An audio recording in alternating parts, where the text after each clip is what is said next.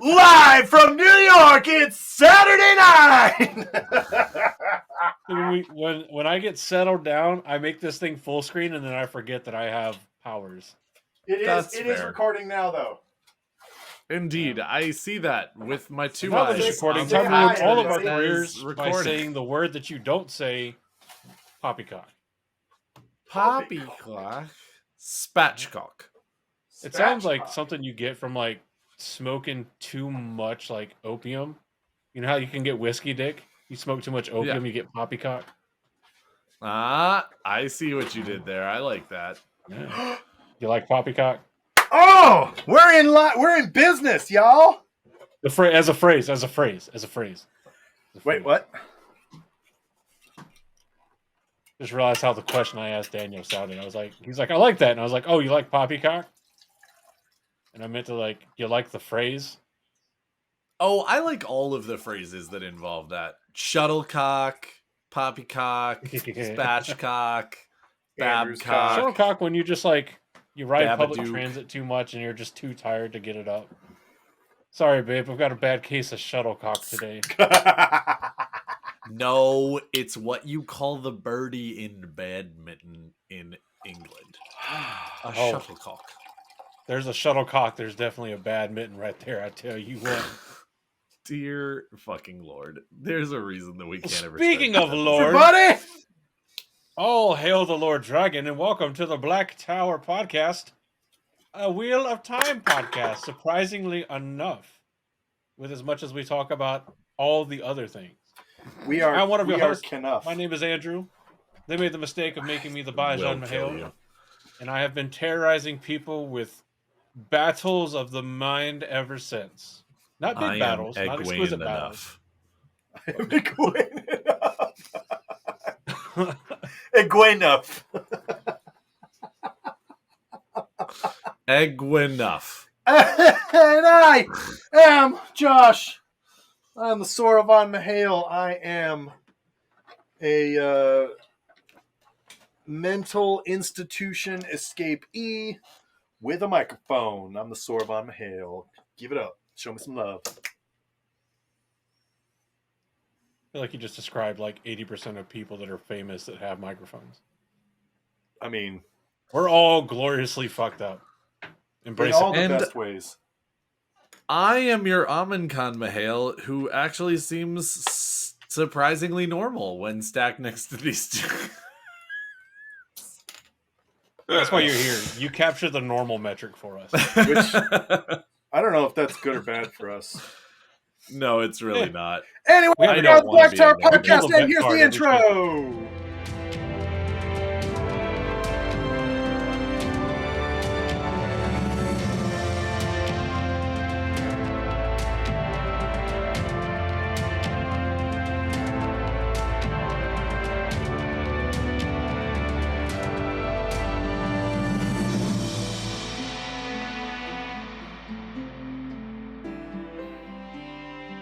It's funny because that's actually like our topic tonight. Are you picking my nose? No, just Black Tower. Just the Black Tower? Yeah. We do like talking about that. It's a theme. I mean, there's a reason proud for of that. So is Logain. You should be. We worked hard. You know what? I refuse to believe that this man is not going to give us some points this season. I refuse. What Fantasy League? Go check it out. Hey Josh, Hashtag he's What not Fantasy giving League. us any points. Logain is going to get. You know what's going to happen in the By the metrics for the Watt Fantasy League, Logain's giving us no goddamn points, and you know it. He is going to escape the asylum. He's going to kill some dudes on the way out, and he's going to start the Black Tower. I'm calling it right now. That's my prediction. None of that is going to happen. Why am I on a team with this crazy mother? Why do we keep letting him make picks, Andrew? Because I don't know about you, but I have this horrible habit of sleeping in on a Sunday and waking up at like 2:15 and being like, fuck. Because I'm easy. It's okay though. At least, hey, Sunday morning. after what, 2 weeks? No, 3 total weeks of goose egg points. We finally got 2 We got points. 2. So I'm gonna pat myself on the back slightly, because the choice to pick up Loyal got us 2 points, and the choice to pick up Leanne got us 4 points. So of our 18 points, I feel good that I directly contributed at least 6. Yep. So I did not have us pick Loyal, but I was definitely on the Leanne camp, so I also feel good that 4 of our points are right here. We share those. Oh yeah. Yeah. It's cool. So I'm already doing better at making decisions than I did on my the support own. there. Oh no! Hey, no, you have gotten us the lion's share of points by getting land. I mean, true, it was 12 points only in the first episode, but it's still the lion's share of our points. Why is Lan a whipped puppy? Because that's his role this season. No! Sometimes you gotta be a whipped puppy before you turn into the most badass motherfucker who, spoiler alert, because we haven't gone ahead and put that up yet, kills fucking Demandred. Are we saying that Lan is in his Gavroche phase right now? Mm-hmm. We're just waiting for the glow up where we somehow get how many points that pup better grow up like quick, fast, and in a hurry. Dude, we have 2 episodes left, and we just need Bane and Chiad to come in and murk an entire army of Trollocs. Yeah, which is going to happen. And just Lan need to get 120 points in the next several Murdral. Well, without anyone else getting any points. That's the. I'm assuming if we get 120 points, nobody else is getting points. I'm assuming straight off the bat. Yeah, unfortunately, it's interesting because, of course, if I remember correctly, last year I was trying to remember this before, and I didn't have I didn't have the patience to go back and actually look at the thing. Josh, did you have Rand last year? I can't. Or did I have Rand last year? I can't remember who I had. I would have to go back. Why don't we go back? That is the moment. Okay, never mind. Josh doesn't actually know, and we'll have to look it up anyway. And so it's going to take about an hour and 45 minutes for him to look that up. So we might as well move on. No, Josh, why are you making that face? That's as long as it took me before I gave up. The reality of what we're doing. That's my point. If in the first year that we have other teams on, if we won this, it would just look rigged. So yeah, that's exactly what we wanted to letting everybody realize we're fine that with it's not rigged. That's true. I mean, that is true. Yeah, I mean, I really want. on the downside, Amazon's not doing. Huh? I really want to get a faceplate for the belt to go ahead and engrave who wins every year and just put it on there. Well, that'd be great. Because there's actually, they used to do in UFC, if you won the belt, they would make you a belt and give it to you. That's true. And then every time you defended the belt, they would make a new belt and you would get it. And so if you actually defended the belt 7 times, you'd have 8 belts from the time that you won it and the 7 defenses. And then they started going ahead and just having it so that they have your belt if you're defending, and then they just give it back to you in the ring, and there's diamonds on it, and you get a new diamond every time you defend it. And then that's if you lose the belt and then get it back later, then they make you a new belt. Interesting. But if you are defending your belt, you actually just get a little engraving on it and a diamond. And so I thought that would be pretty cool for this belt to actually get something sort of engraved for it to actually let everyone know who won and put it on the belt and send it off to the next people so that all right, cool. Yeah. I mean, you have it now and that's really cool. And that's awesome. But these are the people who won it before you, like that kind of thing. Just by the way, last running season, tally, if you will. By the way, last season I did have Lan and Rand and Nynaeve and Perrin, and somehow still lost. Well, yeah, 2 of those make sense. Yeah, well, But, you know, it's okay because we may not be getting yachts in this contest, but luckily enough, Amazon went into the lost and found pile and has gifted us all F-35s. So yeah, that's right.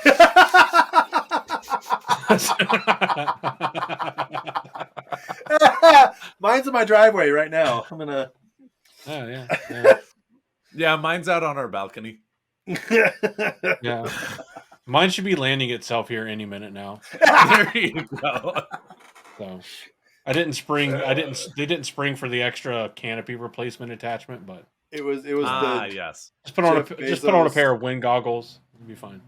The Jeff Bezos Elon Musk collaboration where you've got self-driving F-35s.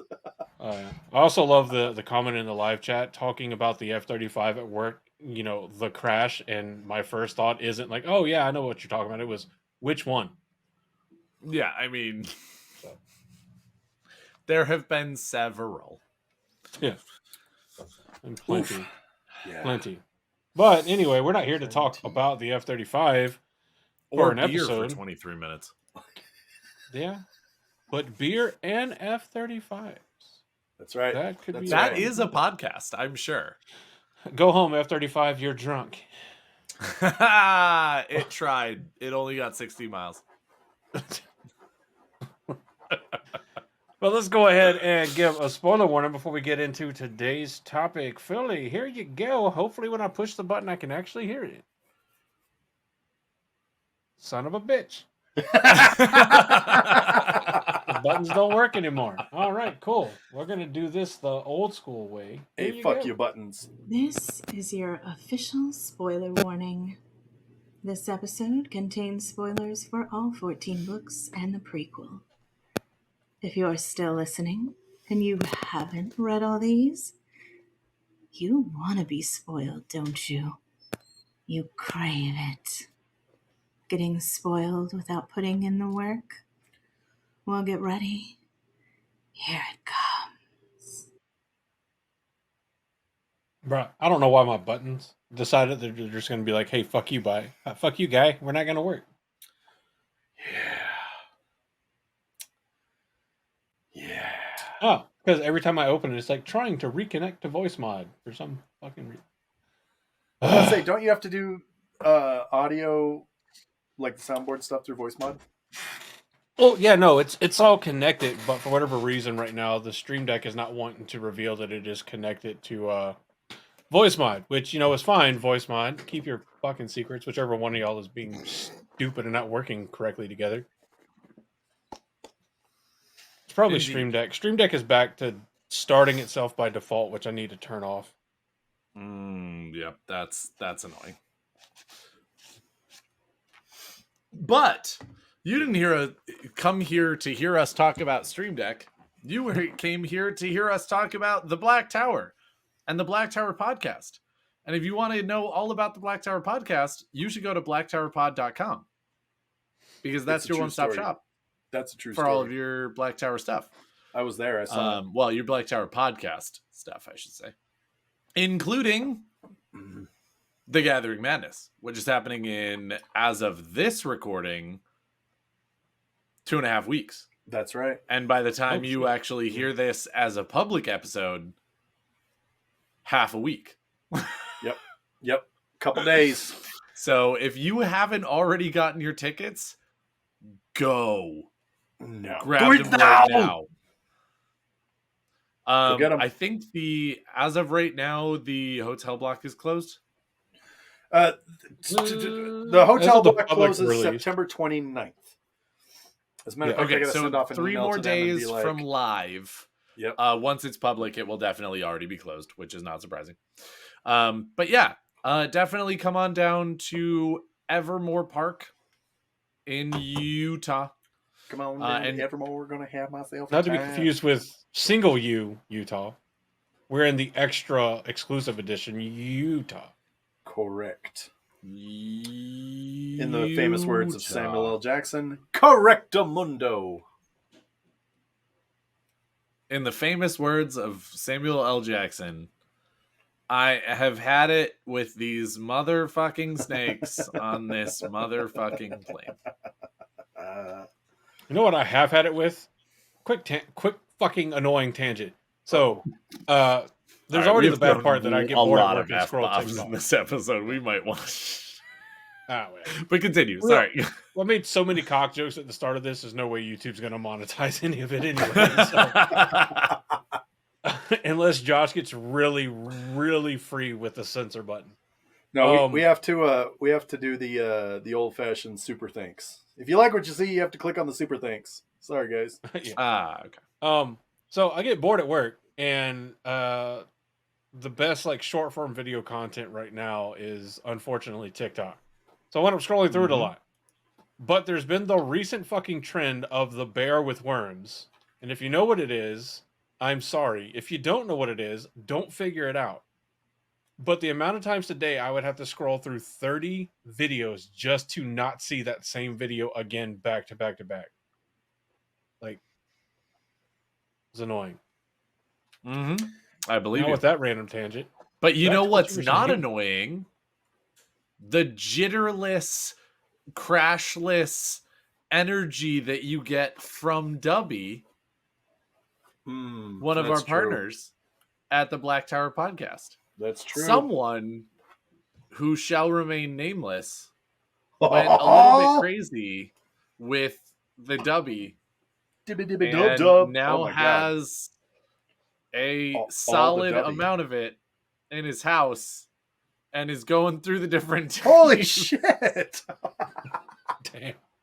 Thought I had a lot with 3 of them. That's a lot of I'm almost out. They had like a super box that had like 5. Oh yeah. And so yeah, it's a little insane, and I have so many days worth of energy now in my possession.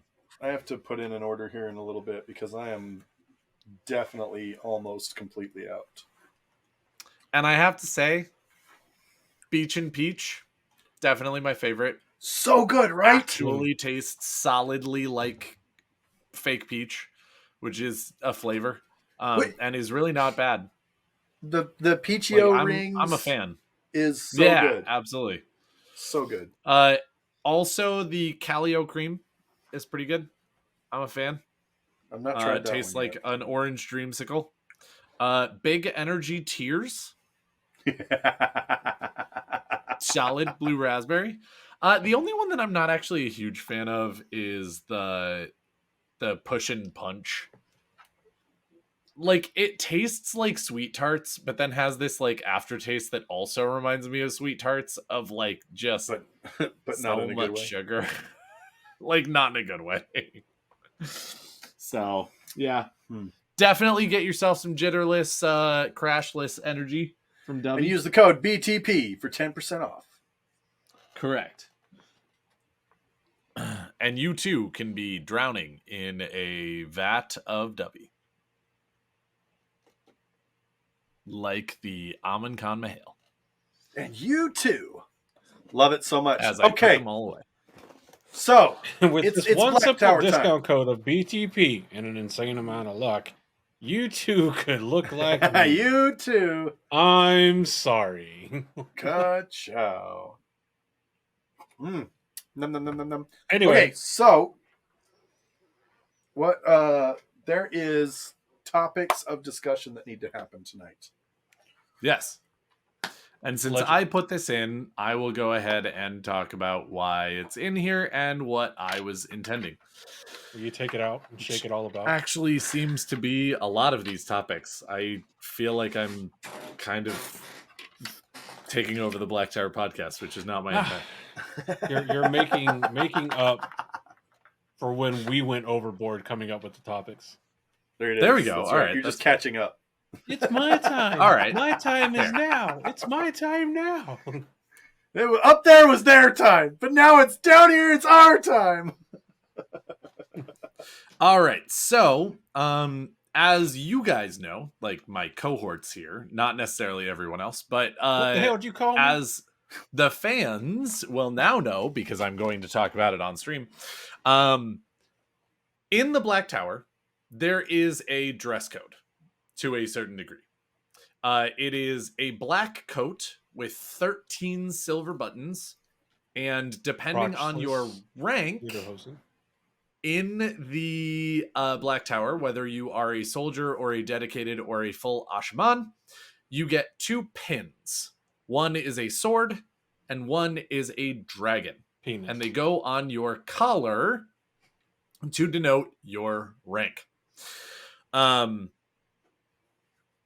in the real world, at JordanCon, for example, the vast majority of us have cosplayed as Asha'man before, as well as some of the guys who are, a number of them are great men, and we like them quite a bit. The BlackTower.net guys also regularly cosplay as Black Tower Asha'man. And all of them and us have basically the same pins, which are effectively the sort of chapter header, like Far East Dragon, and the sword that is sort of the like Badali jewelry OG, also sort of chapter header Rand Tam sword from the books. But I was thinking a little while ago, why? I get, like, in the original Black Tower, that having some kind of uniform, especially given that it is so militant, and the necessity for going ahead and having them be easily recognized, and also Rand being the single entity that goes to a jeweler or a silversmith or whatever you want to call it, and gets all these pins done, and gets a bag of each done, that all of the pins would be the same. That makes total sense in the story. Sure. But in the Fourth Age, you're definitely talking about enough men at the Black Tower to have finished up those bags of pins. Sure. And also that the uniform for the black coat is a little bit vague. And so, of course, even when all of us cosplay as Asha'man, you know, all of our coats look different because it's somewhat vague as far as what that black coat looks like. Correct. And doing that sort of thing. Also, I mean, when it comes right down to it, you would probably have a number of different men at the Black Tower from a number of different places that would have some knowledge prior of different swords that they would want to be able to bring into the Black Tower. So you'd have some that have more, you know, epoch type swords or fencing swords, some who would have more slashing swords, someone who would have more hacking swords. And so, I mean, once they get to the tower, presumably the instructors would be teaching them a lot of the same sword forms, but also you've got a lot of different experiences, so you can have a lot of different teachers for a lot of different swords. And so even your weapons presumably would be customized in some ways for different swords used by different people. And most especially in the Fourth Age, when you actually get Aiel joining the Black Tower, since they're no longer being sent to the Blight to just turn into, you know, servants of the shadow, effectively, they would not want to use swords. Which is fine because the Black Tower already has a teaching of hand-to-hand combat and spears as well. And so presumably, you know, spears and bucklers would be an addition to the Black Tower when the Aiel who are willing and able to leave the Waste and come join the Black Tower, but not necessarily willing to give all of their old ways up and don't want to use a sword. All of these, in lots of context for my question here. In the Fourth Age, how much customization, how much differentiation, and how much individuality do you guys feel like there would be in the Black Tower? How much of it would be acceptable? How much of it would be based on your sort of that our what we like to call GARs, which is sort of the, Aja equivalent of the Black Tower, Not to and be things. confused with the How much of fish. that would be customized? How much of that would be individualized? How much of that would be up to the person making them or the faction they're with or whatever? What do you guys think as far as customization into the Fourth Age? Now that it's a little bit less militaristic because we're not having the last battle bear down on the entirety of Randland, and we're just focusing on making weapons, and now it's got to be a fully fleshed out tower and society and learning university, if you will. So, I think part of what the Black Tower focused on that ultimately made them as strong as they were. It's not the chief reason because obviously they trained directly for battle. Um, but one of the few good things that Taim did for the tower, which is kind of ironic considering he did the opposite and actually divided the Black Tower as well, was he emphasized the unity. He also brought a shit ton of people in. So, anyway, sorry. Yeah. Yeah. Well, Yeah. So what I was getting at was that like he emphasized unity amongst the Black Tower, because he believed that much like Logain believed it as well, and many other members of the Black Tower did, that the division into Ajas amongst the White Tower and their progressive, well, not really progressive in the terms you think of the word progressive, but in their continuously moving forward effort to differentiate themselves by Aja, Yes.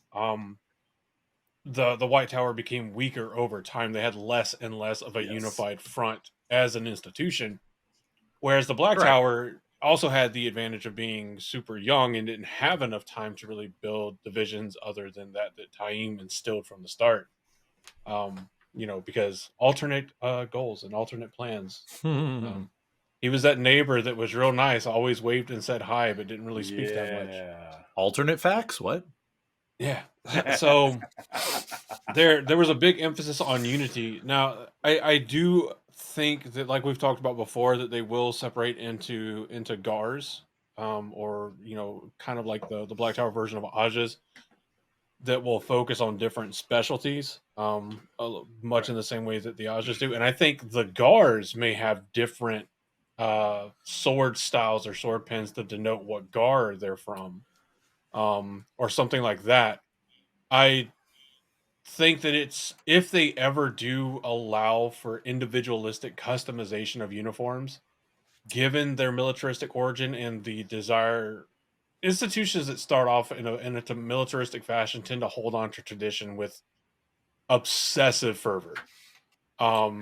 There are like the Marine Corps still to this day, and this is no shade against the Marine Corps. Half of the reason Marines We are do known that for enough loving already. bars. Yeah. Half of the reason the Marines are known for loving bars is the Marine Corps was founded in a fucking bar in what, like 1774? Yeah, Something like true. that. Yeah, born in a bar, and that is still a massive thing with the Marines. So, and I don't know anybody that holds on to 76, 75. Okay, I couldn't remember if it was 1 year before the Revolution or two. I'm not a Marine. You know what? Air Force was in 47, and that's all I need to know because we went. That's all that matters. But That's the only one that matters. Yeah. But yeah, so it's a very traditional kind of like badge of honor thing to hold on to, this kind of traditional standard. So I think they would maintain uniformity for the most part, where everybody would wear the same style symbols, but there would be, maybe different styles of sword or saber pin, or maybe they would put some kind of seal behind the sword or saber pin to denote the different GARs that individuals decided to go into, rather than, you're from Kyrian, so you can have a Kyrian, sword pin, style sword pin, or you follow this form of blade training, so you have this one. Yeah. Oh yeah, sorry. I just want to clarify there. I like that you brought that up in terms of I was more talking about the actual sword on their hip rather than the sword pin.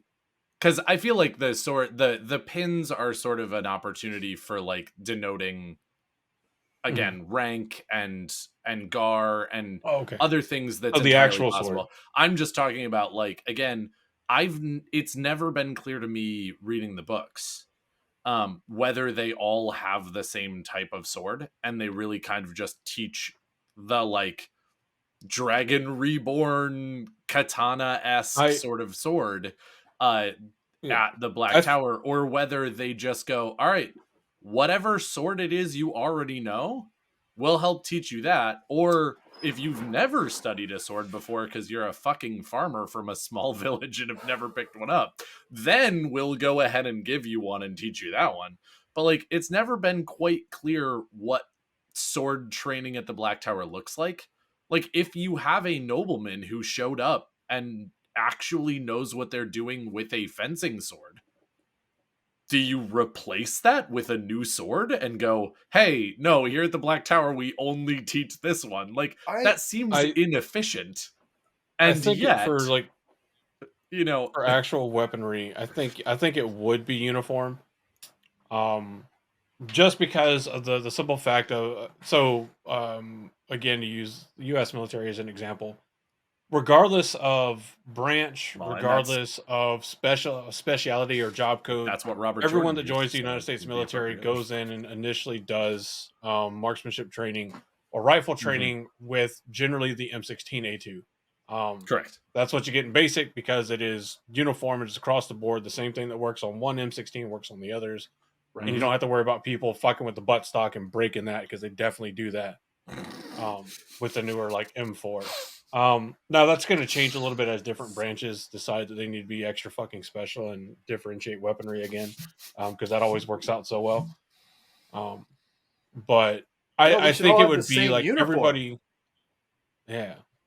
Well, we would if the Marine Corps again didn't decide they were going to buy the copyright and hold on to the copyright from Marpet. Wait, But I'm do grateful they for. actually enough. make a rifle out of crayon? I mean, it can. So don't be wrong. I appreciate the entrepreneurship of the Marine Corps holding on to that shit. But literally for OCP, we just changed a couple like shades of colors and made the same fucking thing. Yeah. Less Yeah. digitized. Yeah. I say we, that was the army. But anyway, I think it would still be like everybody would have to pass like some symbol, some style of like basic common sword form training. But then maybe after that, like if you had some training in something else, like if you could prove yourself at least as efficient, maybe you could carry your own. But I think I by standard, everybody would carry like the same weapon. It's fair. All right, Josh, you have been relatively I quiet here because we have been talking. Give us your general thought about all of this. Obviously have time to respond to either me or Andrew as well, but start with sort of your general thoughts as far as my initial question, and then also so go into responses as well. one of the things that I want to hit on real quick is that in the early Okay. days of the Black Tower, you are correct. The description we're given is that it is a long black coat with a high collar and so many buttons. Cool, great, awesome, wonderful. They do Boom, actually make a point to illustrate that the material the coat is made from varies from person to person, right? Correct. A Which is part of where nobleman, the variance already yeah, starts. exactly. So a nobleman may come in with like some fucking linen and silk because they can afford it, whereas everyone from the Two Rivers is coming in with a stout wool. Two Two Rivers wool, baby. That's where it's at, right there. Especially now that they don't have Ooh, that's a good to question. feel the heat or the cold, they can just put on a nice a good stout Two Rivers wool, call it a day. So Screw in the you, beginning, there's unstout your going to wool. be a large large variation in materials and weapons. You're looking at sort of like a continental U.S. militia, right? Where in the original days, people were required to provide their own firearms Mm-hmm. to join the Minutemen. continental militia. So, yeah, exactly. And so I feel like in the early days of the tower, you're absolutely right. They test to see if they can touch Sidene. If they can, they're like, cool. Bring, what is that? That's the spear. Cool. Yeah, cool. Whatever it is, bring it with you. Let's go. Or actually, maybe a spear. They might just be like, yeah, give it to them. You don't need it anymore. But if it's a sword, it's like, hey, that's a sword. Bring it with. You're going to need that. They're not going to get Heron Mark swords, and Well, of course not. we do get the impression, I don't know that it's ever canonized, Ooh, God, that all Heron Mark swords are the same style of sword. I don't know that we actually ever... get confirmation that we don't, or that they're not. That you can have In the a books? Heron Mark blade. In the books, we actually get... Now, lands... Or not lands. Turoks and Rands actually are. And he mentions that at some point. However, later The on... TV show's ruining the book canon again. Sorry, couldn't How help so? it. Anyway. We haven't seen Turok's sword yet. Yes, Shut we your have. mouth. And I Sorry. believe it does have a heron. Sorry. So I apologize. Let me be more clear. We have not seen Turok fight Rand with a Heron Mark, and therefore you cannot say such. I would not say such things if I were you. But no. But even in the books, we do actually get confirmation that later on, there is. When Rand goes to meet with the Carian and lords in disguise outside of Carian, he is challenged by another blade master, and that is described as a different sword with a Heron Mark. Okay. And so again, I can't guarantee that all of them would be different or blah blah blah, but I imagine that the Heron Mark is about the mastery of the thing. And so again, if you master the epoch or the rapier, and you actually defeat enough blade masters with a rapier, again, one of the ways to get a Heron Mark blade is just to kill a man with a Heron Mark blade and take it. Right. But the other way to do it is defeat a certain number of Heron Mark blade owners or blade masters, and then just call yourself a blade master and get a heron on your blade, if you will. So, which begs the question, like, who started, like, do we know where the Heron Mark tradition comes from? Because that carries across, like, that's Randland.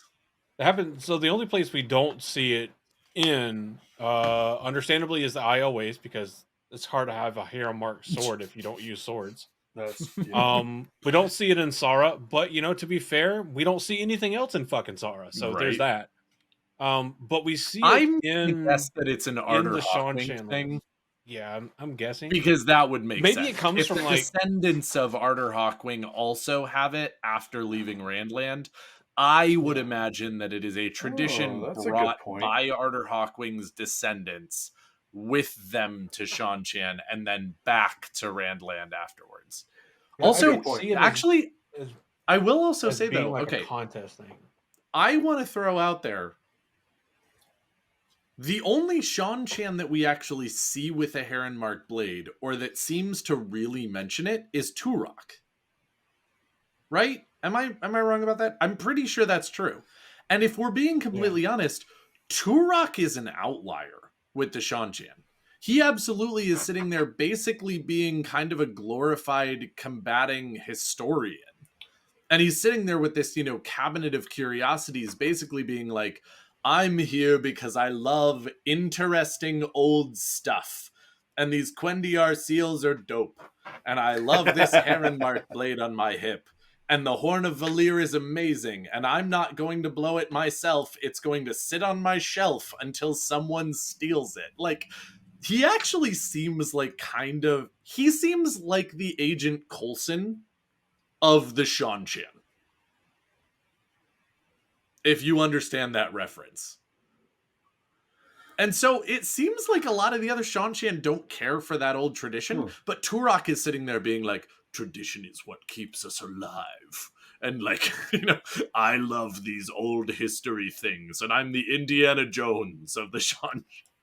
I think I can see something like that. Anyway, my point being, I feel like in the beginning at the Black Tower, you've got coats from different materials, you've got swords of different makes and shapes and qualities, and because it really is a militia. It's a Minuteman militia, and they're doing everything they can to train and get up to speed and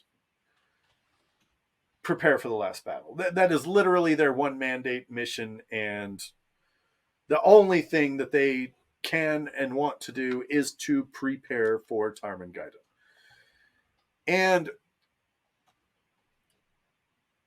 I feel like your question is great, because going into the fourth age, the first thing Logain has to do internally, right? You as a leader, you've got external goals, you've got internal goals.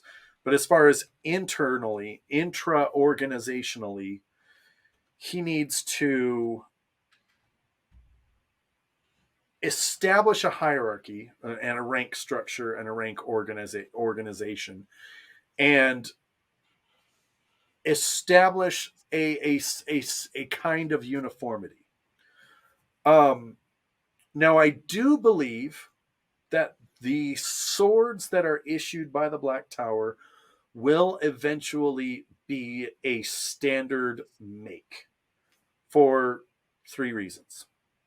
One, it is going to be the iconic sword of all that is a guardian, right? When you think about Heronmark, you think about a certain type of sword. When you think about the Asha'man, you're going to think of a certain type of sword, and that's just something that would be a real smart thing for Logain to do. Yeah, that's right. Andrew doing his best Aiel impersonation. Hide behind chair. Reveal yourself only when want to. The second reason I think that the make and shape is going to be standardized is training, as Andrew kind of hit on earlier. It's going to be so much easier to train 100 people to use a sword, at least initially. Oh, absolutely. Than it will be to have, like you were saying, if someone's got an epoch and someone's got a rapier and someone's got a katana, someone's got a scimitar, someone's got an estoc. Like, if you got all these different swords, these are all very different swords with very different functions. Yeah. You know, it's like the age-old question. I had a hand and a half bastard sword, and my buddy had a rapier, and we were like, who would win in a fight? And I was like, the rapier, because it's faster. And he's like, the hand and a half bastard sword, because it's stronger. And I was like, well, let's duel and find out. And I almost took his eye out. It was a good time. Doesn't know the names of swords, I just fucking short-circuited that name. But the right. It's going to be standardized. We're just going to walk past that, apparently. And then the third reason, we're just moving on. The third reason it's going to be that is because hand and a half bastard. That's right. Part of the training regiment for probably dedicated will be forging weapons using the one power. Oh, absolutely. I completely agree with that. After what's it? Nailed rediscovered it. Yeah. Fucking I think so, yeah. Absolutely no Asha'man is gonna walk around without a power wrought blade. And so you're gonna have, not only will you have a standard size and shape, you're going to have a standard, power wrought issue weapon. No, and the cool thing about this, I actually really like it. Now, to bridge across to where I think Daniel's getting at here, and something I actually quite agree with, there will be some diversification in different things across the board when it comes to the Black Tower. I think first and foremost, you've already got the Baijan Mahale and the Soravan Mahale that have like embroidery on their sleeves, right? Mm-hmm. Yes. So you're going to have symbols that encapsulate a particular Gar. The Mhm. Sauravan Gar will be encapsulated with blue lightning. Great, cool, awesome, wonderful, perfect. How is that going to be represented in the Gar? I don't know. They're not going to have an entire sleeve embroidered. There's the Sauravan Gar. That's it right there. They're not going to have, which, by the way, that's the design. We've got that. We should actually. Do we Which have that? I on like shirt? We don't have it I on don't a know. shirt, but we have it on a sticker. We need to put it on a shirt. I'm going to put it on a shirt. Um, You're going to be able to purchase your own icon on a shirt. That's happening. Doing that. But someone in the live chat mentioned about like embroidery and everything on the sleeves, and I like the idea. I think it would look cool. I think it could be a thing for the Mahales of the different Gars to get it embroidered Yes. on their coats, like campaign tabs and stuff like that. But for the as that one dude from Life of Brian would say, the common soldier, I don't think they would do that. They would have standard uniforms that don't get that. I mean, yeah, that is common for modern day military dress uniforms, but I think it would be too much, at least in the early days. Until they move into the 3-piece suit era of the First Age again. I don't see them doing it. Yes, Daniel, my good sir. So I have 3 new questions that I've thought up while you guys were doing. I have and new these are questions. a little bit sort of more yes or no. They're probably not going to have a ton going into them. But I don't know. So number 1, we have not actually established in our own fanfic very much. Oh yeah, we At have one of what those. point do you think that the Gars actually are a thing? Like, can you join up from the day you join? Or are you a soldier and then, again, fairly akin to the White Tower? Because I don't think that the White Tower actually gets it all wrong. But when No. you actually look back, I'm gonna go off on a tangent for a moment. No. I will ask You ask don't these do that questions here. in a moment. I know. But the White Tower is formed as lots of little groups that are grabbed and brought into one single fold. That is how the inception of the White Tower works, and how the inception of the Ajas work. Because there are lots of smaller groups of women who can channel who are around after the breaking, and they're just like, this is what we think is important, which is why we're together and why we have formed this group, and we're gonna do our thing. And then one particularly powerful and or leadership conscious person runs around going, hey, instead of being this group here and that group there and this other group over there, how about we all be one group of Aes Sedai who is located in a single place? And half of them go, fuck no, y'all don't care about the same things we do. And she goes, we don't have to. We just do all of that same stuff from the tower. And then they all go, yeah, okay, I guess that makes sense. And then the White Tower is kind of formed. And again, I don't know what concessions were actually needed to be made or what, terms and conditions were actually set up that, okay, well, all of us need to do like this kind of thing, or how much of those sort of came about over time or whatever. But in a lot of ways, it's lots of different groups of Aes Sedai who come together to form the White Tower, and each of those purposes kind of becomes their own Aja. With, I imagine, a lot of smaller sort of subsets that get sort of gobbled up by the larger Aja, and then sort of by the larger tower in general. The Black Tower is lots of individual men who get brought to the Black Tower for a single purpose, which is Tarmangaiden. Now, after Tarmangaiden, there is already still that sense of unity. There is already that sense of, we came to the Black Tower to be part of the Black Tower. But at the same time, again, when it comes right down to it, similarly to the Aes Sedai, each of those men is going to have their own purpose for having come to the Black Tower. And therefore, you want, in a lot of ways, to delineate that. And you don't want it to bring in division among your members. But again, it's kind of that idea of the White Tower already had those and then got brought together. The Black Tower has unity and then sort of brings it out.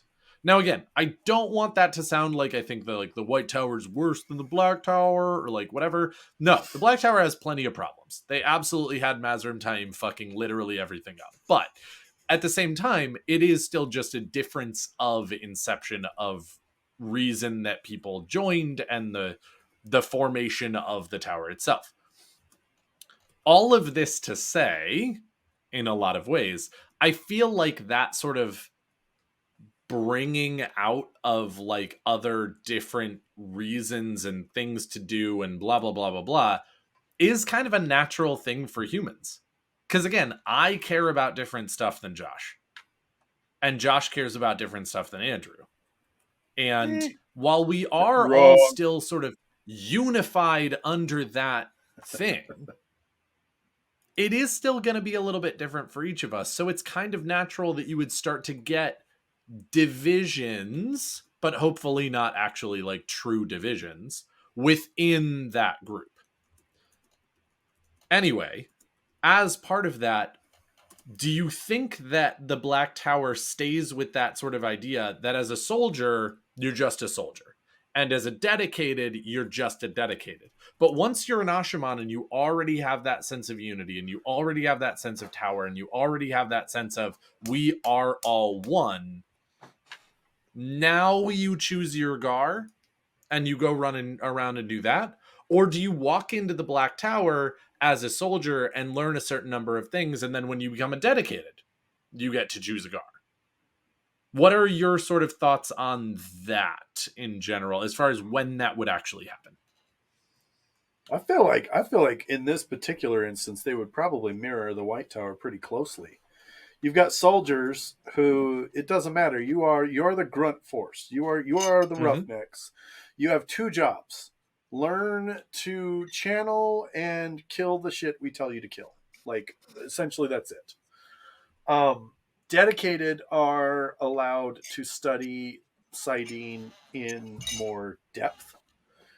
They're able to specialize what they want. I imagine soldiering is going to be very foundational, very basic, very across the board, jack of all trades, master of none.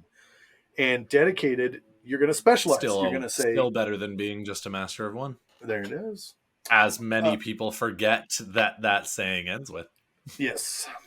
But as a dedicated, you can specialize. You can start to say, I have a talent for this. I can study that. And then as you approach, Asha'man, you've got, it would not surprise me if you've got different recruiters from different cars saying, hey, you'd be a great fit over here. And then that gives them a chance to specialize even more within the field of that particular Gar. Within the focus. Join the Bijan Gar. We have dental.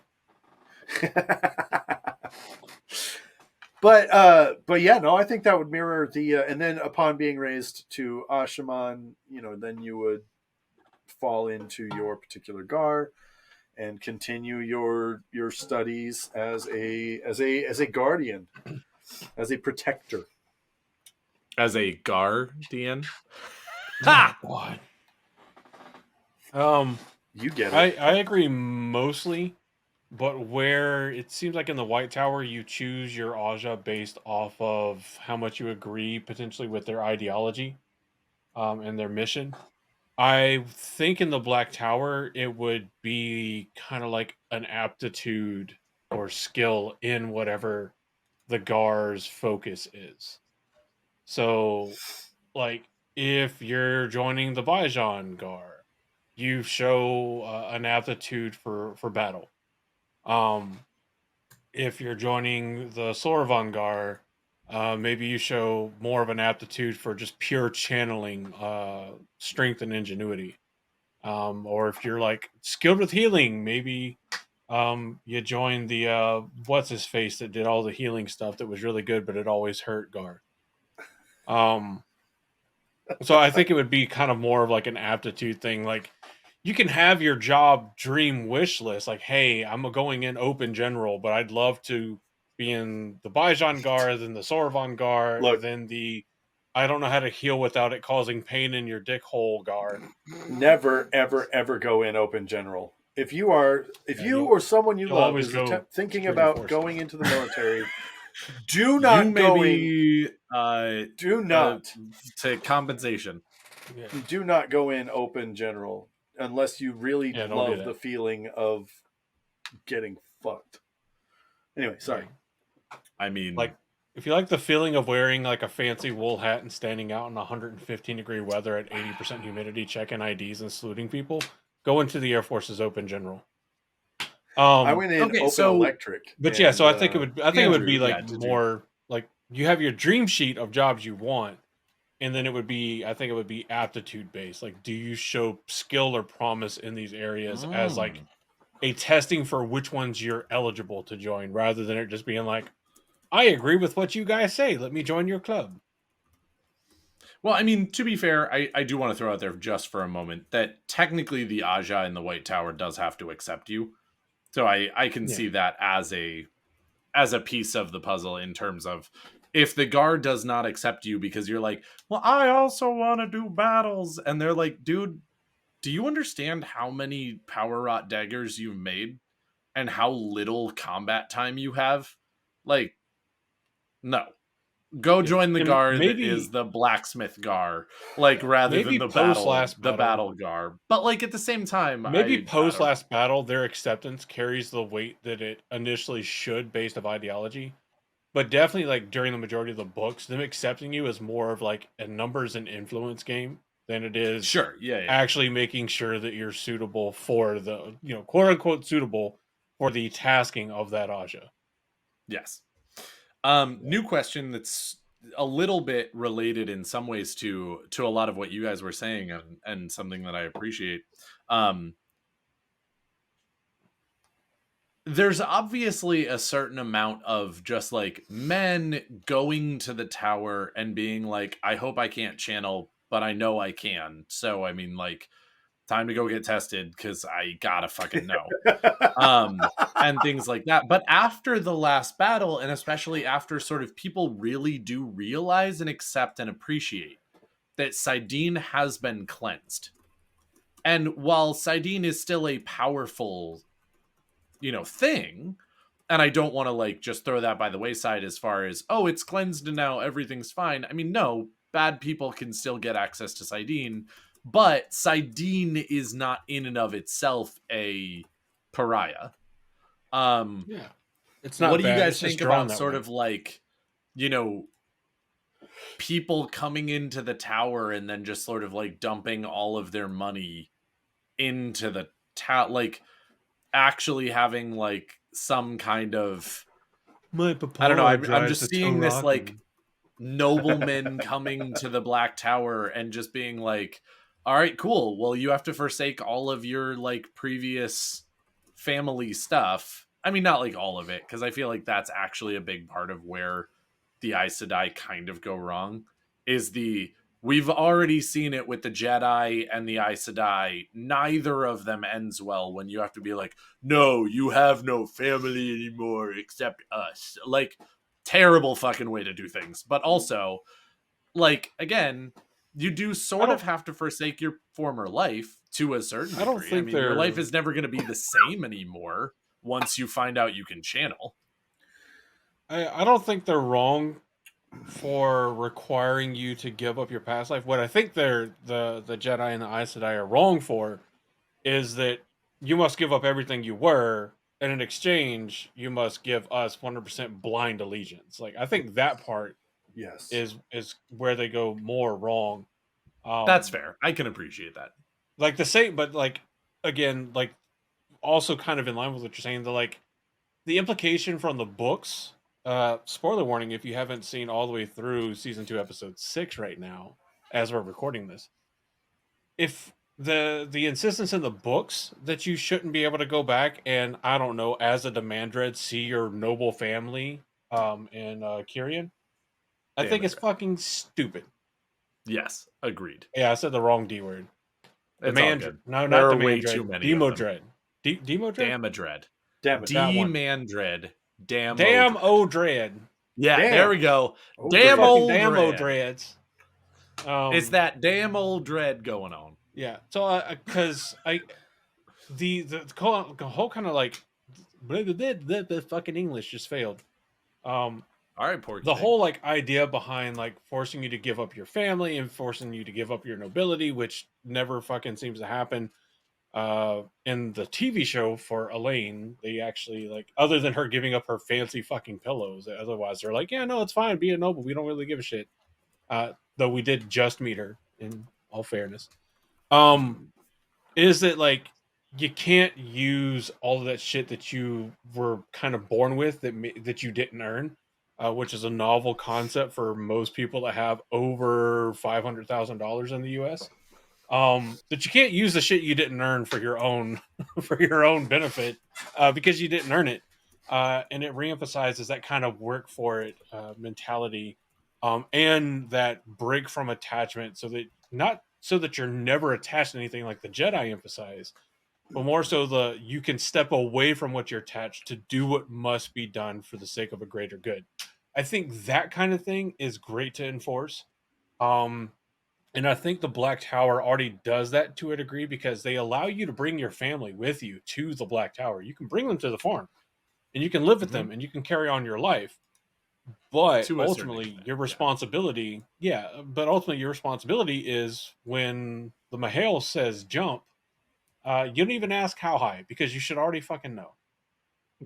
And if you don't know, well, here's the wine, because you're crazy to think that Nazim Claim hasn't already taught you. Well, there's. Yeah. I think you just kind of summed in a up very painful and unfortunate way, but you know. I think you just summed up both schools of thought when it comes to this kind of thing, which is first, like you were talking about, like the Jedi and the White Tower. Sorvan Mahale. Compliment me more. No, the first one is the Jedi and the Aes Sedai. Feels good. Remove yourself from the world. Remove yourself from attachments. Blah blah blah blah blah. That way, you will not your mind will not be clouded. Your heart will not be clouded by emotions, and you'll be able to do what needs to be done. Okay, cool. Let's say that's the thing.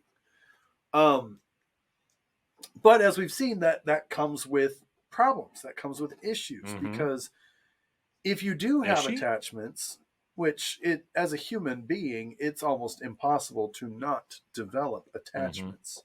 And Yoda tells Anakin at one point in time, you have to learn to lose the things that you love. And that's a whole new level of discipline. And when you reach that level of discipline, why do you care about fighting for things so much anymore? I am now someone who has no attachments, and I mean, okay, why do I'm not really going to care about injustices, because I don't care about people, because I can't care about people, because I am one with the Force, and the Force is with me, and I know that all is going to happen is the will of the Force. Don't you bring Johnny Yen into this? How dare you? Yes, it sucks. That's why I think he's misinterpreted. I think Yoda's more so getting at the whole, like, you have to be able to and willing to sacrifice what you care about for the greater good. But what often gets interpreted for the Jedi Order is just don't be attached. And it's like, and that's what Luke goes into detail about attachments. Why would you of the care Jedi about Order, anything? et cetera, et cetera. Yeah. But the Black Tower comes in and says, no, we're not going to do that. And some of this is probably Nazim Taim being like, I'm going to be the opposite of the White Tower in every way I can. But he says, except if you also have a family, so akin to the White Tower in so many different ways. He says, if you have a family and they're willing to come with you, they get fancy training place. We get fancy. You get the Black Aja. We get the Black Aja. We bond people by force they cannot afford. Great failure. I think that I think that it's interesting that the Black Tower says, if you have a family and they are willing to come to the Black Tower, then I want them there. We need them there. Because yes, you are a weapon to fight for the dragon at Tarman Gaiden. But we want you to know what you're fighting for. We want you to know why you're fighting. We don't want you, some Zen jerk who doesn't care about the world around you. We want you to care about the people around you. In the old tongue, Asha'man means guardian. Who are you guardian? Who are you guarding? Who are you protecting? We want you to know that going into the situation. And I think that's such a powerful sort of distinction. Now, does that mean that Asha'man are going to make emotional choices? Probably. But there are strengths in both, right? I feel like a unit of Asha'man and a unit of Aes Sedai, they will fight like cats and dogs. But when it comes down to it, they're going to fight really, really well together. And I also like the switcheroo, the juxtaposition there, that the women are the ones who are going to go into it full rational brain, no emotions, make the decisions that need to be made because it's the right decision to be made. And the men are going in being like, my passion shall guide me. I'm an emotional being. Has anyone ever told you about the story of Asha'man Plagueis the Wise? It's not a story the Aes Sedai would teach. Right? I mean, it's kind of also like that's the big thing with for all you Dragon Ball and Dragon Ball Z fans. That's one of the big things with Goku. It's every villain he meets, the villain is like, I must be strong. I gain power by myself. That's all that matters. And Goku's like, but the power of friendship is so great, Charlie. Literally, that was his whole thing with Jiren. It's like the biggest fight they've ever had in Dragon Ball Z Super. And it's like Jiren's like, for the sake of my patrol. And then whenever he's about to lose, Jiren goes, fuck my patrol. It's all about me. Now I'm super powerful. And Goku's like, but my friends, Jiren, they make me stronger than you could ever be. And it's the most annoying yet consistent fucking anime trope. But there was this guy the other day that I saw on a TikTok that had made a video of just like at Goku against every fucking villain in the Dragon Ball Z universe. And it was like fucking the guy's like the villain comes down and they're like, I eat planets for fun. I'm gonna kill your planet because I can and I'm so powerful. And then Goku's like, cool, let's box. And the person's like, did you not hear me? I'm so powerful I can destroy planets. Why would I box you when I can just destroy your planet from orbit? And Goku's like, oh, I guess this guy can't box. And they're like, I can't box. I want to box you. And it's so funny. So accurate. But it's like, it's so like accurate. 80% that and another 20%. But the power of friendship, Charlie. Yeah, no, it's absolutely that. Like, well, and especially again, because Goku, like, in Dragon Ball Z, Goku absolutely takes care of the problem for like the first two villains. And then he gets killed for every other villain. And it's just, all right, cool. Well, who else is going to step up to the plate and learn the power of friendship defeat this villain? Like, no, he dies for almost every villain. He dies. No, exactly. Red. He dies for. No, he doesn't die for Vegeta. He survives that one. So he survives Vegeta and Nappa. But then he dies for Frieza. And then he dies for Cell. Yeah. And I would say he dies for Boo, but he's already dead in the Boo saga. Yeah. The entire Boo saga happens in 24 hours. Yes. Well, and it's the idea of like Goku dies and then they find the Dragon Balls and bring him back to life and then he deals with the problem. And then Goku dies. Gohan and then they train, collect the Dragon Balls and then they bring Goku back to life and then he takes care of the problem. And then at that point, after the second one where they bring him back to life, he's like, guys, stop doing that. Take care of your problems yourself. Just believe in the power of friendship. And you're like, Goku, shut the fuck up. So listeners, you know those like that fantastic moment when you're listening to us and then like you refocus and you're like, I don't know how they got there. I don't know why they're talking about like Dragon Ball Z now. I know how you feel because I don't remember why I brought up Dragon Ball Z. No, it's good. Anyway, I'm gonna sort of wrap this up, starting now with my final thoughts. I'm gonna agree with a lot of what Andrew said, but also disagree with some of it. I'm gonna start with the disagreements, because I actually think that in a lot of ways, the Fourth Age is the place where the Black Tower can find itself. Because I feel like the Black Tower was formed out of necessity. And so obviously there's still very, very much going to be the idea of that shared purpose, that shared, this is what brought us together, a certain amount of, well, we made this uniform, we made these training techniques, we made all of these things in a time of crisis, but a certain number of them worked, so we're absolutely going to still use those for where we thought they worked. But also, like, again, if you're not actually training everybody at the tower to fight in a specific battle, and you're sort of just doing the, okay, well, we should be on call to defend everyone against bad stuff, but we don't have a specific bad stuff to defend against right now, I feel like that's the opportunity where they would get more sword trainers. And you would actually have more different weapons available. And some people would walk in and be like, I don't actually use a sword very well, but a Morning Star? Fuck yeah, I use a Morning Star like a motherfucker. And like they would find somebody who could train in Morning Star, and some people would pick that up.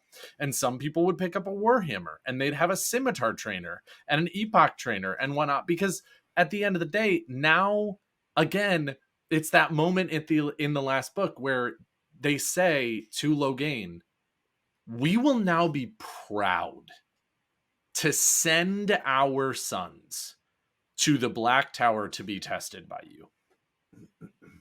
And with an influx of people comes an influx of talents and an influx of knowledge and an influx of individuality. And when you don't have that necessity in some ways for beating individuality out of people for the sake of the phalanx, you now have the ability to have people use their own talents to be even better. Because some people don't hold a shield and a spear super well. And of course, in the phalanx, those people just don't get to be there. They just get cut. You're done. You don't get to be in the military if you don't hold your shield super well and make the phalanx work.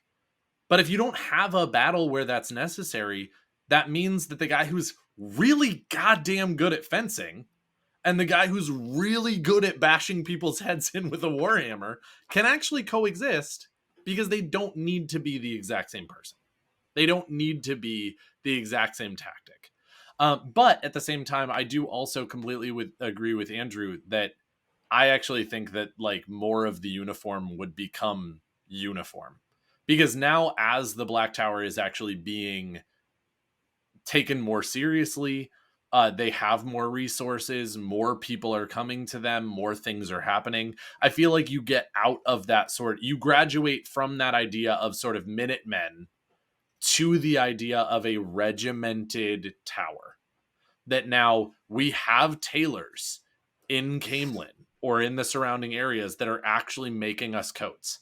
And they're all the same coat now. And we have contracted with silversmith who actually give us pins and things like that. And again, I do like the idea of like different pins and things like that to signify rank and things like that. But at the same time, I also have to be realistic that probably that doesn't happen. The uniform is probably the same because you actually want that immediate recognition of who's from the Black Tower and that immediate recognition of who they are and what they do and why they're there. You want to be able to recognize the police so that you can get them. You want to be able to recognize the firefighters so that you know when they show up that you're safe. You want to be able to recognize certain groups of people because what their duty and their job is important, and you need to be able to differentiate them from other people. But I definitely think that it's sort of that opportunity as they sort of spread out into the guards, into their sort of talents, into their missions, into their idealized sort of versions of what the tower is. That is a moment where you can have Aiel join, and you don't have to tell them, hey, you have to fight with swords. They can just fight with a spear and buckler, and that can be okay. Somebody can show up with a club, and that can be an acceptable weapon, rather than needing to go ahead and fight with that sword because they're actually just really strong, but they have no finesse. Like, those sort of things kind of are more allowed in the fourth age Black Tower, because you don't need that. When I say kill, you fucking kill. Like, that sort of idea. And you can have a little bit more individuality and more talent and more what are you good at opportunity. So that was kind of my thought behind this episode, and I love the discussion, and I definitely thought about things more and learned more stuff. Especially, I wanted to discuss this with you guys because you're military gentlemen, and seeing as how the Asha'man were absolutely, by Robert Jordan, built from the U.S. military to a certain extent. I feel very much like you would have good insights, and I was not disappointed. So there you go. There's my final thoughts, and I appreciate y'all, and I would like to hear your final thoughts. I'm gonna say that I think you are correct in the higher echelons of the Black Tower. Okay. I think foundationally, it doesn't matter. Foundationally, it doesn't matter. When you come to the Black Tower, it doesn't matter if you're a lord. It doesn't matter if you're a peasant. It doesn't matter if you're a tailor, a butcher, a shepherd. A tinker, a soldier, a spy. You are now a member of the Black Tower, and you must conform to a certain standard and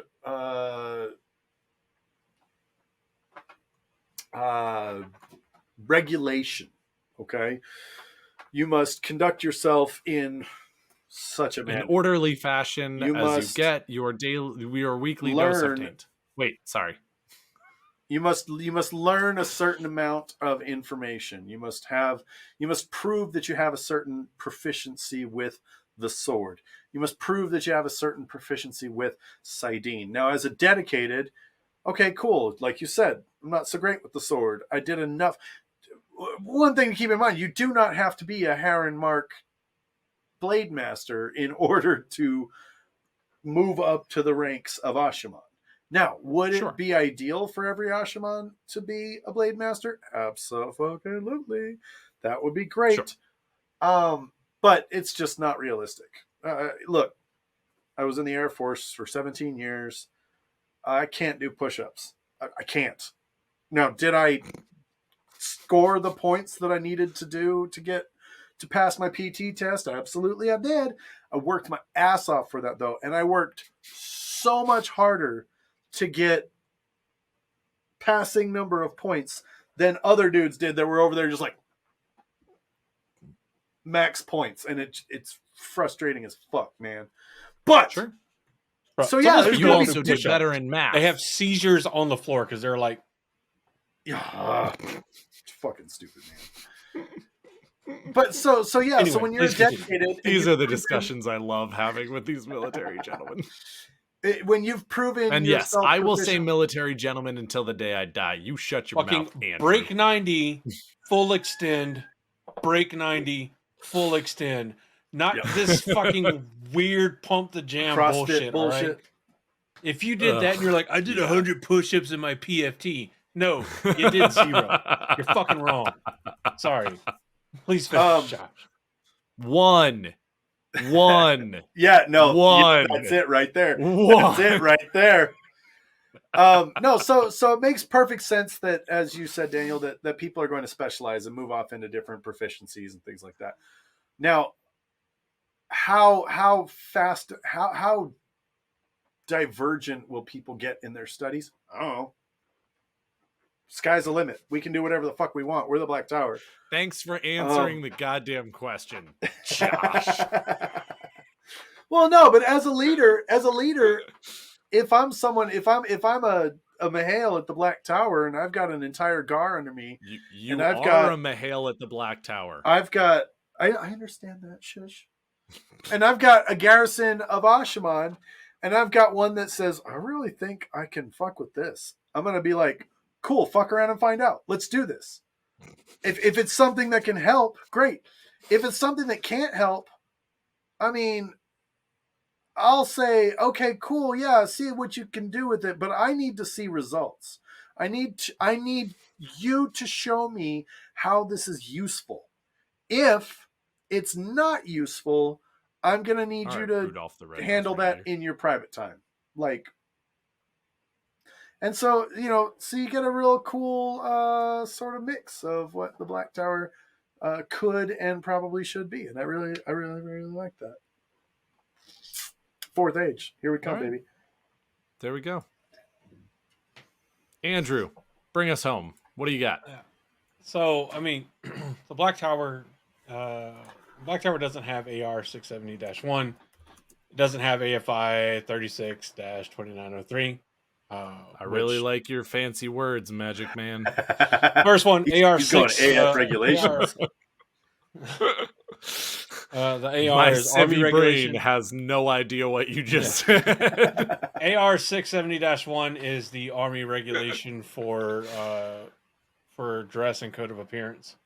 And AFI 36-2903, as Josh I'm sure remembers, is the Air Force instruction for dress and appearance standards as well. It's basically where it outlines how long your hair can be. Can you have a beard? If so, in what conditions? Most of the conditions are no, fuck you, because there's no reason.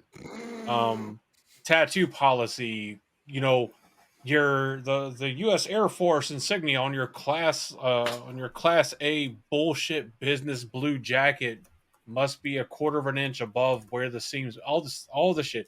Yeah. Really intricate. Where some fucking nerd sat there with a fucking ruler going here. Which we make jokes about all the time. We make jokes about all the time because it seems so stupid that somebody would sit there and write this extensively detailed and long document about where each piece of your uniform goes. And yeah, but then you see your first true pass and parade. Not of the Air Force, because our Class A's look like dog shit. I fucking hate them. It's a 3-piece suit in blue. Nobody wants that. It's not sexy. It's not even professional. It's so fucking bad. But you look at the fucking pink and greens that the Army had, the infamous Marine Corps Class A uniform. The Navy pick one of their 30,000 fucking uniforms because they have a whole wardrobe of 36 uniform changes. But when you see all of these people and they're marching in lockstep with each other, their left foots are all hitting the ground at the same time as their right foot, their uniforms are all uniform, it creates this impression of a singular unified group that is well trained, well organized, and capable. And at the end of the day, perception for the military, the perception is reality.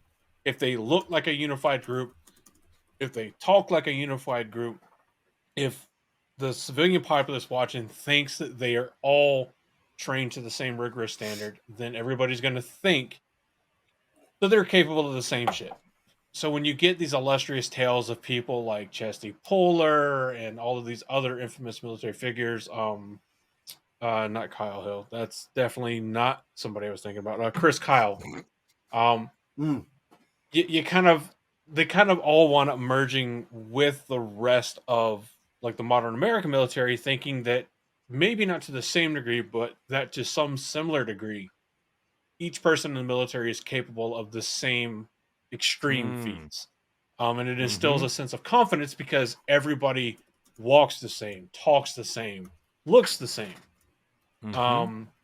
Which is important to morale and support from the civilian basis. For the Black Tower, there is no OSHA manual 101. I mean, there may be an Asha'man manual, but so not an much. Asha manual. There should there be an will be. Asha manual. There will be. Have you been reading your Asha manual? It's so bad. How Fenton many would dads make were it. involved in the founding of the Black Tower? We need Yes. to write one. I'm gonna pull out my Asha NCO manual. handbook or my airman handbook. Bruh, I swear, if you pull out the fucking, what was that fucking book? The little brown book? The little brown book. Yeah, that's the one. NCO Yeah, guy? Yeah. I don't have it. Fuck you. I don't have it. Good. I can get one. And But you there never is will again. Yeah, but there is a distinct import to even the semblance of uniformity, and it has an outstanding amount of influence and power.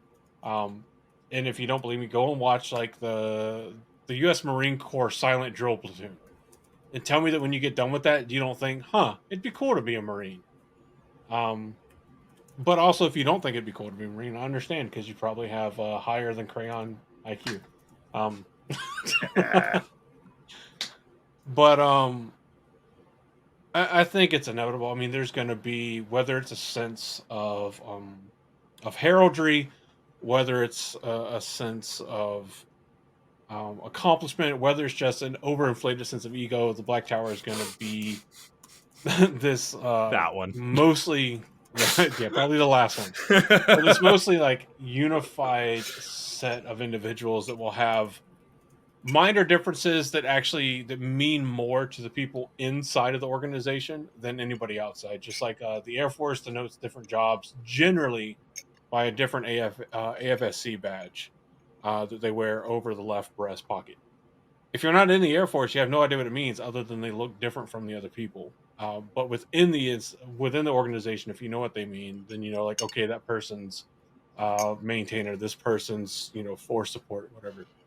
And I think the Black Tower would ultimately go the same, and they would try to standardize as much as possible to maintain a baseline training strategy. And as you get further up, and you make it to Asha'man, and you differentiate into your different GARs, that is whenever things would start becoming different for you. You get to specialize into stuff after you've proved yourself to meet the basic standard.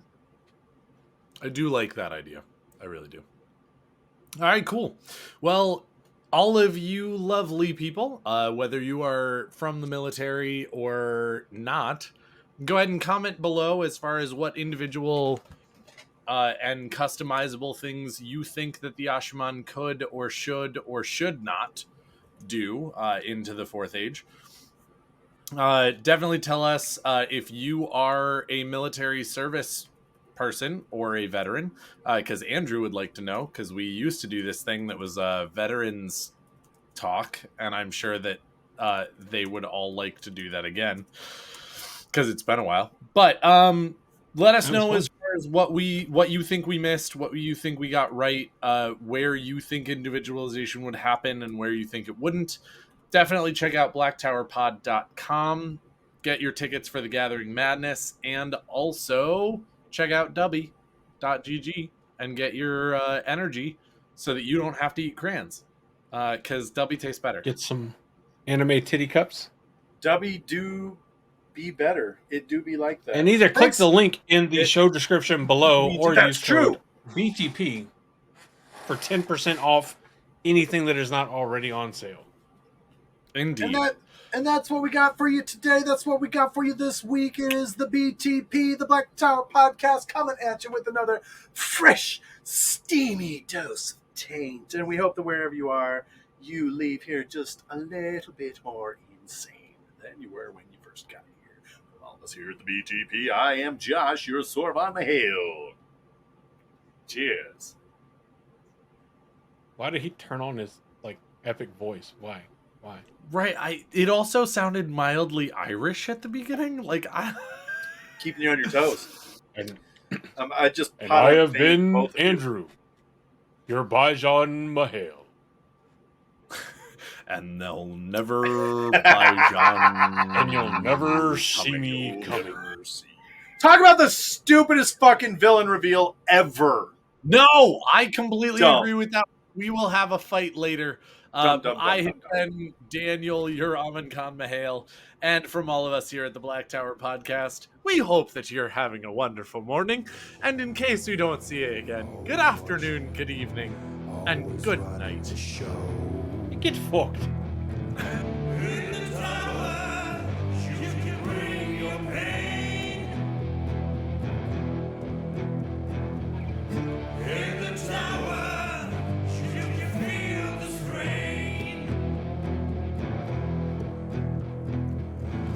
You've been having so much trouble just fitting